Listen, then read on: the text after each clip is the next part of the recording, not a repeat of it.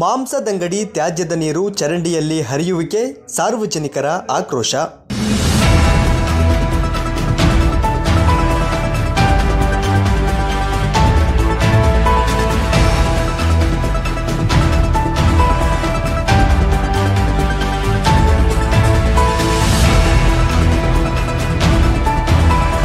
ನಗರದ Chamundi coffee curing ಪಕ್ಕದ Bhovi colony ರಸ್ತೆಗೆ ಸಮೀಪವಿರುವ ನಗರಸಭೆ ಕಟ್ಟಡದ ಮಾಂಸದ ಅಂಗಡಿ ಮುಂಗಟ್ಟುದಾರರು ಪ್ರತಿನಿತ್ಯವೂ ತ್ಯಾಜ್ಯಗೊಳಿಸಿದ ಕಲುಷಿತ ನೀರನ್ನು ಹರಿಸುತ್ತಿದ್ದು, ಇದರಿಂದ ವಾರ್ಡಿನ ನೂರಾರು ನಿವಾಸಿಗಳು ಮೂಗು ಮುಚ್ಚಿಕೊಂಡು ಸಂಚರಿಸಬೇಕಾದ ಪರಿಸ್ಥಿತಿ ನಿರ್ಮಾಣವಾಗಿದೆ.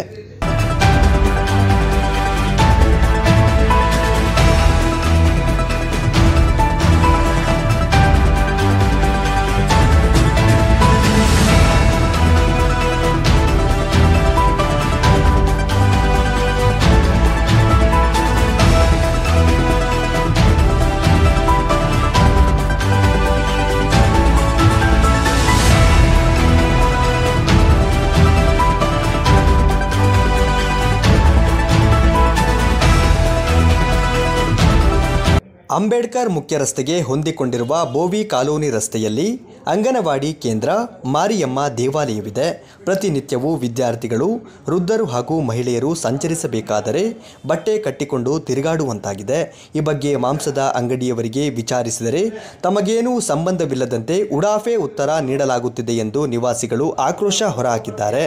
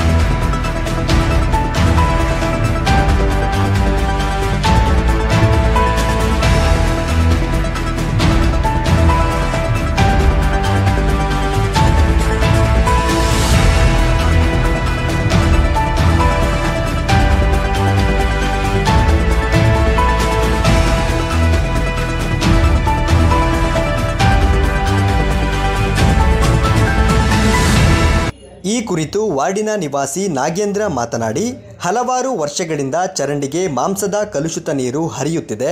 ಇದರಿಂದ ಸುತ್ತಮುತ್ತಲಿನ ನಿವಾಸಿಗಳಿಗೆ ರೋಗ ರುಜಿನ ಉಂಟಾಗಿ ವಾರಗಟ್ಟಲೆ ಆಸ್ಪತ್ರೆಗಳಿಗೆ ಅಲೆದಾಡುವ ಪರಿಸ್ಥಿತಿ ನಿರ್ಮಾಣವಾಗಿದೆ.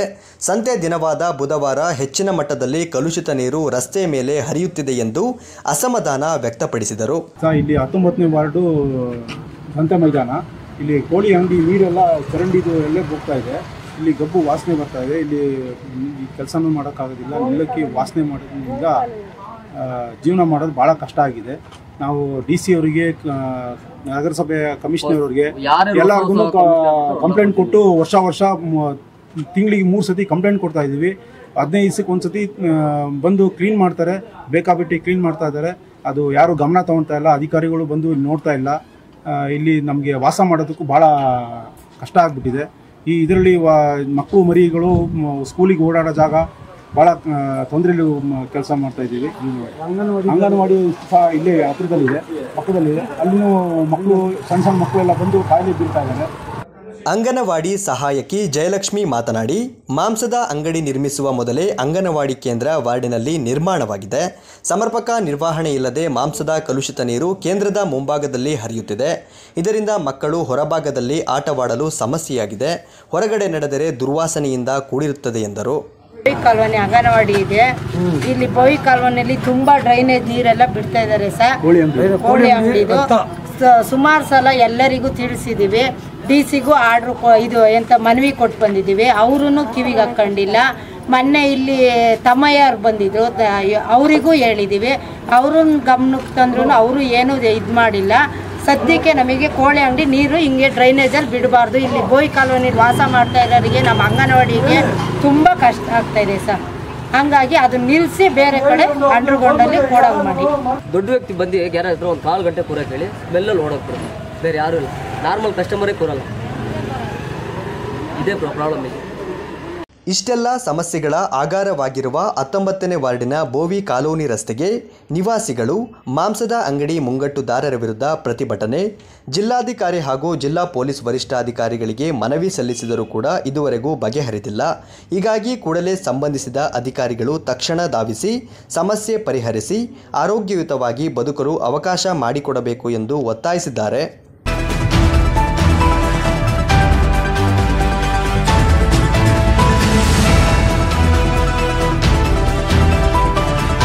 ಈ ಸಂದರ್ಭದಲ್ಲಿ ನಿವಾಸಿಗಳಾದ ಶಫಿ, ಅನೀಫ್, ಪ್ರೇಮ, ನಜೀಮಾ, ಬುದ್ಧಿದೇವಿ, ವಿಜಯ ಮತ್ತಿತರರು ಹಾಜರಿದ್ದರು.